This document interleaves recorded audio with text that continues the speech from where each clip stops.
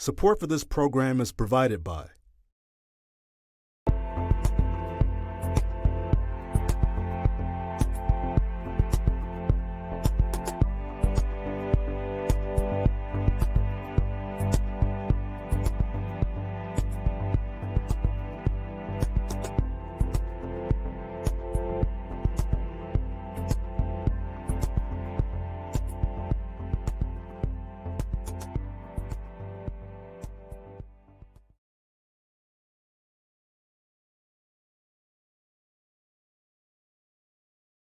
Town Hall.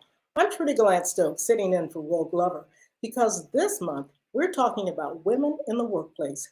For the next half hour, we're going to talk about the childcare changes many women have been facing since the pandemic and propose solutions starting to unfold. As our conversation gets going, we encourage you to put your thoughts or questions in the comments. But before I introduce today's guest, let's set the table with just some important statistics. According to the Society for Human Resource Management, an analysis by the National Women's Law Center of the latest U.S. Bureau of Labor Statistics report says 1.1 million women left the labor force during that span, accounting for 63% of all jobs lost. While women gained 188,000 jobs in January 2022, they are still short by more than 1.8 million jobs lost since February 2020. But in August, Governor Whitmer passed the free child care expansion, making 40% of Michigan families eligible for free or low-cost child care. So that's where we'll start the conversation today. Let's bring in our guest, President and CEO of Inforum, Terry Barclay. And we're hoping shortly. Terry Barclay. And we're hoping shortly. And the President and CEO of the Metro Detroit Black Business Alliance and Michigan Women's Commission appointee, Charity Dean. Welcome, both of you, to the Future of Work. Great to be here with you, Trudy and Charity. So, Terry, I was going to go to you first. I feel with like you, Trudy and Charity. The OGs on this panel, and it seems like we've been around this corner many times before. I'm a third generation working woman, and now I have two daughters who are working women. One is a new mom, and I just find it extremely frustrating that we seem like we keep having to have these conversations. How do the two of you feel? Does it feel like two steps forward and then one step back? Are we making any progress? Well, I'll jump on that grenade. There's no question. There's no question that there's still a lot of feedback here. Is there something that we should be fixing? Yeah, I'm getting a little feedback too. Okay, go ahead, Terry. Okay, I'll try again. There's no question. I think that employers, the number one issue that I hear when I'm talking with employers in Michigan is concern about the talent shortage. And the pandemic clearly had the effect. When you look at the numbers, women left in record numbers. And even as people have started returning, we're nowhere near pre-pandemic levels, really. Women lost ground. And really what happened was sort of a hollowing out of the talent pipeline. And, the concerns and the causes for that are many, but I do think that childcare is a central concern for men and women in the workforce. The stresses on families, whether they could afford childcare or not, even in many cases when they could afford childcare, there was sort of a lack of stability because of the pandemic, and they would not know from day to day whether those services were going to be available. So there's no question that if we want to solve the talent shortage, we need to look at what services are we providing to support healthy families in Michigan. Absolutely. Well, I guess it is encouraging that we do have this bipartisan effort now and been announced by Governor Whitmer. And hopefully this providing low-cost childcare and 40% of Michiganders, if they qualify, that will make a huge difference, will it not? Charity? Yes, can you hear me? Yes. Awesome. Okay, absolutely. It's amazing that sometimes really dark times can bring out good fruit.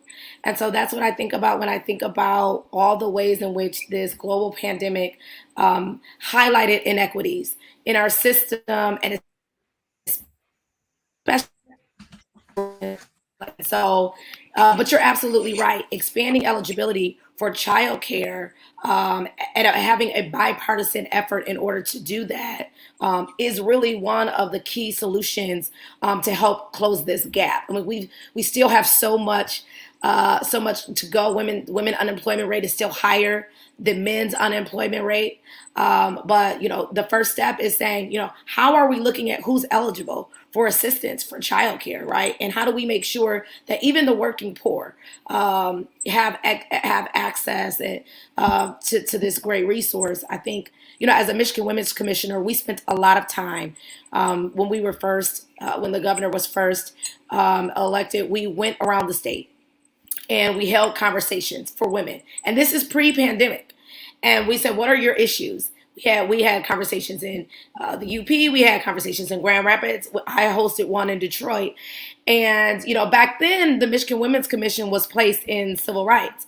And as a result of all these conversations, what we realized and what we know and what we're talking about today is that women's issues are economic issues. And so in order to help solve that problem, the Michigan Women's Commission actually moved, and now we're placed in Leo and Department of Labor and Economic Opportunity. And the goal is, how do we solve for these very critical problems that are impacting half of our population, right? And so the first thing is this bipartisan effort to help expand eligibility for childcare. And I'm sure later we're going to talk about our TriShare program as well, which is another great tool to help women. And you were different responses from different geographical areas of the state. Were there different types of challenges? Well, absolutely. Right? I mean, we're not a monolith. Women, have different needs everywhere, but there were some very stark consistencies, right? Women in leadership, right? Women on boards. We talked about that. Women in leadership positions. And childcare. Childcare came up as one of the consistent issues pre-pandemic. We actually had to stop those conversations when the pandemic hit. Then the pandemic hits, and now you have over 150,000 women out of the workplace. And so it even elevated that issue that was consistent around the state. And then work with the Black Business Alliance, I bet you got an even different perspective. Yes, absolutely. I mean, here's the thing, the pandemic, what it did, and I say this all the time, it highlighted inequities that already existed. It didn't create anything new. And so what we saw, especially for Black folks during the pandemic, was that their health was impacted at a disparate level, and then Black-owned businesses. And don't also be a Black woman-owned business. And now it's all of this intersectionality of inequity that created this opportunity really to do something, and do something fast for our people. So Terry, you are directly with top management and companies. Mm-hmm. What do you hear from them, and what do you hear from those people who have just decided, I can't keep this corporate job? Do they want on-site childcare? Do they want vouchers? What are they looking for? Well, I think, oh gosh, Trudy, there's layers to that question, right? So, first of all, there's no question, Charity mentioned it, women's leadership is good for the economy. And there's study after study that shows that. And so, in fact, there was a multi-university study that was published in April of 2021 that looked at 150 companies. And they saw that after women joined top management teams, firms became more open to change, less open to untoward risk. and tended to shift away from a merger and acquisition focus to strategies that were more about investing and growing the businesses and growing the jobs, growing opportunities for employees, and growing through R&D. So, we see that women's participation at all levels of companies makes a positive difference. There's a lot of research there. But we have a ways to go. Inforum has for 20 years now published the Michigan Women's Leadership Report, where we look at the 100 largest companies that are headquartered in the state. And while there has been some progress for women in board positions, particularly at larger publicly held companies, I think one of the biggest takeaways is how slow that progress has been. And to Charity's point, how the inequities have just been persistent for all those years. The percentage of women of color on boards has not changed in 20 years. And so it's kind of like, what's that about? So there's work to be done. And I think that as companies, we see high level of interest in companies on the part of companies and sort of unpacking this and figuring out what they can do to make change. And so one of the things that has really emerged from the talent shortage is that women want more from their employers now in terms of workplace culture and investment in employee wellness and family wellness. And when they don't see it, they move on or they deselect. And secondly, they want work that's meaningful to them. So we're starting to see data that says that top talent, the workers we need to power our economy in Michigan, are looking for companies that are making those investments in childcare support that will help them manage all of their lives so that they can be present at work. So where do the two of you look for solutions when you are communicating with the community or communicating with corporations? It seems like that this is definitely an area that the U.S. is trailing in. So do you point to other countries and say, look at this here. This is working here. We need to try this. What are some of the solutions or directions that you look? Well, I'll start, Charity, maybe. Deep breath, like, well. And turn it over to you.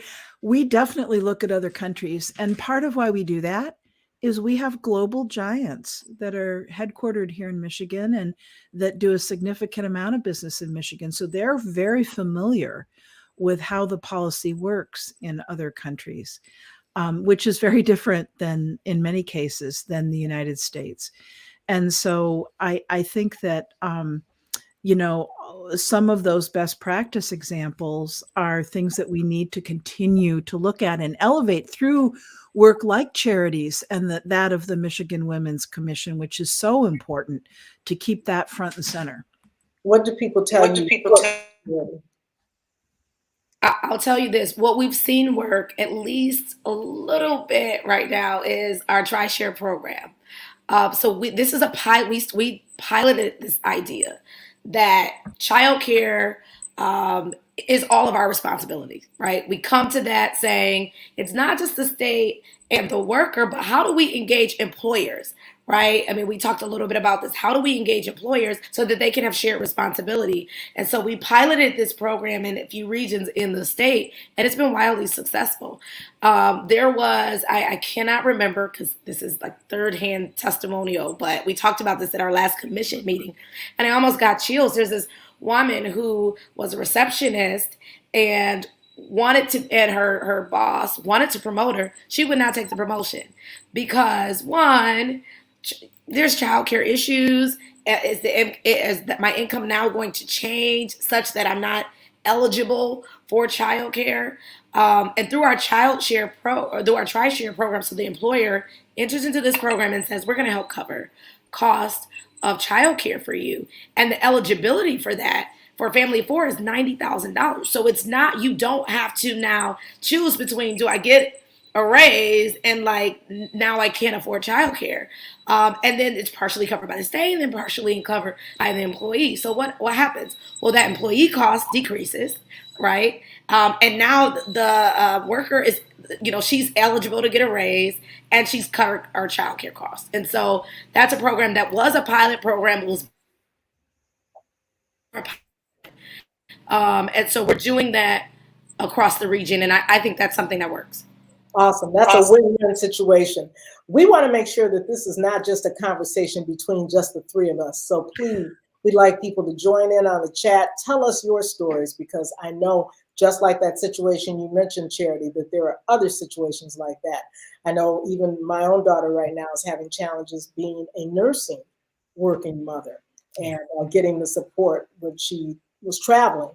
And I won't name the hotel, but they were not helpful. So, everybody needs to be on board. There are things that everyone can do, and to make sure that they are participating, particularly, men, dads, allies, there's something for everyone to do.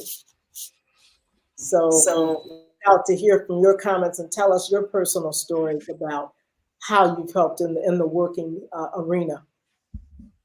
So, is there a benchmark in the US? We talked about looking at other companies, but are there some companies perhaps that maybe aren't in Michigan that are doing a good job that people look to?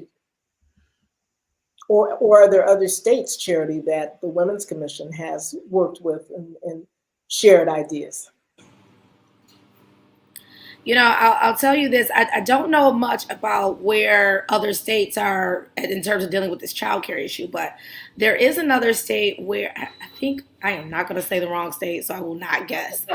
But when we're looking at women in leadership, because, to the earlier point, when you have women that are making decisions on boards, when they're in leadership, a lot of these other issues become kind of like no-brainers. Of course we're going to do this. And so what we were looking at was, how do we get more women on boards and commissions in the state of Michigan? You can say, oh, it was Wisconsin or Iowa. But that is, uh-oh. Am I good? I think you're back. But you know what? At this point, I want to remind everybody to please join in and I also want to let you know what it is that we're doing today. If you're just joining us, I'm Trudy Gallant-Stokes, and I'm sitting in for Will Glover. And we're talking today about women in the workforce with Terry Barclay of Inforum and Charity Dean of the Michigan Women's Commission. So before we jump back in, as I said before, help us out. We want you to fill out the survey that's in the description, because it's important to get information directly from people who are experiencing this right now, to see how we can kind of put our heads together and come up with some new ideas for these challenges. So hopefully we'll start to see some answers or some questions or some issues pop up that people are directly dealing with. Terry and I were talking earlier. I can remember when my children were young, because I've worked, virtually from home, whatever you want to call it, for many years. I can remember being on a conference call when they were in school. I was kind of uptight because I wanted to sound professional, and I knew they were going to be getting off the bus any minute, and I'm going to run to the door and tell them to come in quietly. And about that point, somebody else on the call, you heard a little baby in the background, and somebody said, "Look, I'm really sorry, I had to work from home today." And we were all like, oh, it's not just me. So it's something that we all have to deal with from time to time. And, you roll with the punches and you make it work. So there is no excuse for a society and a country as smart as the United States to not be able to deal with this. I mean, look, it was legislature, it was part of legislation in the US, and somehow that once again got pushed aside before everything was passed. Are you optimistic? What do you think is ahead? Yeah. Well, one of the things that gives me hope, maybe we should talk about the things that give us hope that we're going to be able to solve this, right? One of the things that gives me hope is I know companies and I know male leaders at those companies who are really committed to being strong advocates and allies. And I've just seen a growth and an increasing sophistication at businesses in using their employee resource groups. Oftentimes companies have, employee resource groups for women or people of color. And excuse me, many times those have become very effective listening posts for the leadership of the companies to be in better touch with those issues that are really making a difference in employee satisfaction. And this kind of support, childcare. When you talked about a nursing mother, I've been on a lot of calls where that's an issue, and we've seen companies really make changes in order to accommodate and welcome that. But I have seen male allies stepping up, Yeah. and just pure and simple. One of the and that's so important, because these issues, we categorize them as women's issues, but really they're men's issues as well. They're issues for all of us. One of my favorite little factoids is that I think all of us are familiar with the Family and Medical Leave Act that was passed many, many years ago, that required companies to provide leave options for people caring for children or family members, for a period of time. Interesting thing, in the first year that was passed, 40% of the people who took advantage of it were men. And so I think that I see great hope, because I see more male leaders as well as female leaders making this a priority issue to solve, because they see that day to day where all of a sudden I know people who've so many stories of people where childcare just closed because they didn't have the employees or the workers to keep the doors open. And that had an immediate impact on people's, men and women's, ability Absolutely. We just got a comment that aligns with that completely. Someone, Carol on Facebook, says, how does support for childcare providers fit into this equation? We need to pay providers fairly for taking care of our most precious resource and our future workers. And that, I know, absolutely is the case. I know another hat that you wear, Charity, is leadership in your Grandmont community. What do you hear from your neighbors about the challenges they're facing? Because that's definitely one, paid for childcare providers.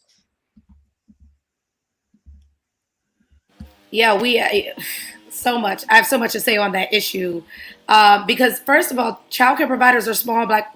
I serve Black-owned businesses as well, right? And many of our members are childcare providers. And so when we went through the work to do the TriShare program, what we knew is that you also need provider support, right? How do we work with the Laura department to make sure that the regulations are easy to navigate? How do we make sure there are grant opportunities available for childcare providers? And to your point, there's a childcare provider right in my neighborhood, Rosedale Park, Kids Kingdom, right? A child care, and so now they're expanding and moving and are taking advantage of some of the opportunities. And ironically, I'm so glad we got this question today. Governor Whitmer launched our Strong Start, and I literally had to pull this email up because I saw this question. It started today, and there's a link where if you want to open up a child care center, you can get licensed faster and connect to grant opportunities.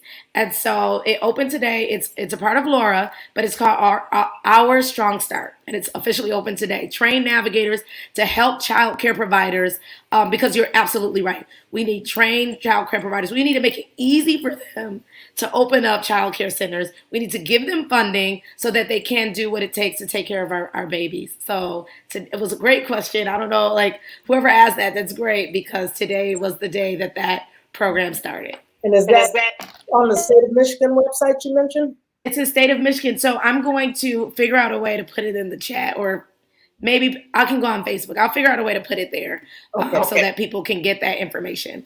Yeah. Another was about what can be done, and that's along those lines, to strengthen the pipelines for young women just to get into leadership roles in all areas of employment. It's important to, as those numbers showed, we've lost so many women over the last couple of years. So it's like we have to really energize our efforts to get those numbers back up to where they were and beyond. Well, oh my gosh, Trudy, this is something that we at Inforum are absolutely passionate about. So here's what the data show. The data show that hiring, gender equality in hiring is pretty level at the entry level, but it begins to separate with the very first promotion. Women are promoted less frequently at the very first promotion. So that you just play that out over the course of years and the progression of a career. And that's where you start to see, single digit representation in top level C-suite jobs with women. So I think there's many things that can be done. The first is businesses have to know what their own numbers are. So they have to be monitoring this, and they have to be intentional about providing equal opportunity, which leads to equal promotion. So they have to look at who are getting the stretch assignments, who are getting opportunities to do the high visible, high profile, assignments, the kinds of things that lead to a career, a satisfying, a rewarding career that will cause women to stay, will create that stickiness in the workforce. So it takes intentionality. It takes really knowing what the numbers look like at your workforce at every level, and putting things in place that hold hiring managers accountable for the decisions and the choices that they're making. And oh, by the way, we're not, it's not about political correctness. This is about all of that information that shows when we have all of our talent at work, in our businesses and organizations, we have better outcomes for those companies and those organizations, which is better for our economy in the US. This is not just about fairness. This is about success. And Charity, I would think that even going back to before women get in the workplace, teaching our young girls the confidence and speaking up and making sure that they are, speaking up for themselves, so that when they get in those job situations, they do that and things don't change immediately. Like Terry said, after the first job promotion, then all of a sudden you've got men and women going different directions. You see that in the community, particularly probably the Black businesses that you work with as well, that they start instilling that young.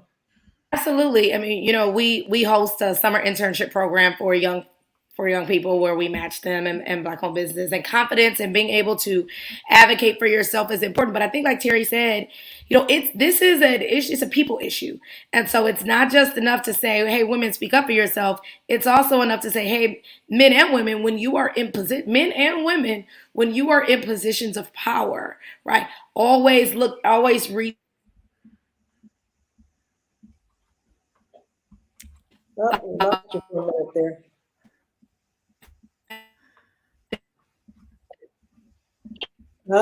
Unfortunately, we lost you. Anyway, but we lost you. We lost you. I tell you, Charity, that thanks to you mentioning that, the information and the link to our Strong Start is in the chat. So anybody they can go to the chat and get information about that. I see you're back. Well, I'm going to go to you, and then I'll go back to Terry to wrap things up. Any final thoughts, Charity, about what we can do to make things better and not only get back to where we were before COVID, but make progress with working women?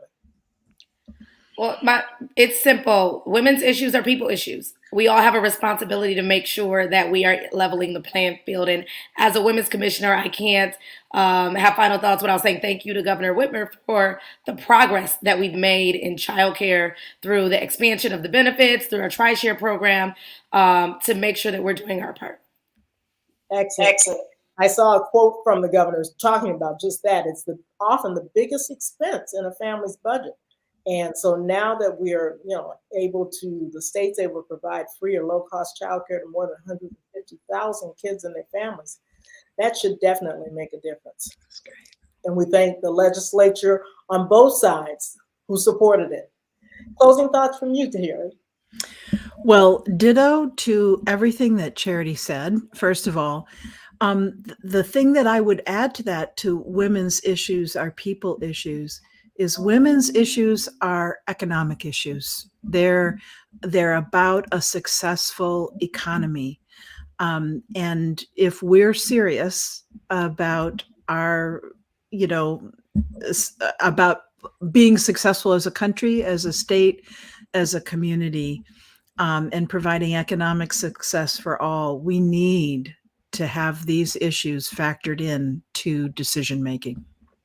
Thank you. And like you said, we all have to be serious. Talk to your lawmakers, talk to the people in your community, talk with your family, and importantly, talk to your employers and other corporations, and make sure that they understand that, hey, you're watching, you're paying attention, and we can all play a role. So unfortunately, we're out of time, but I'd like to thank our wonderful guests, Terry Barclay of Inforum and Charity Dean of the Michigan Women's Commission, for joining us today. Our Future of Work Town Hall series continues next month, October 12th, with a conversation with Detroit Public Schools Superintendent Nikolai Vitti. For more of our Future of Work coverage, go to onedetroitpbs.org/FOW. I'm Trudy Gallant-Stokes. We'll see you in the future.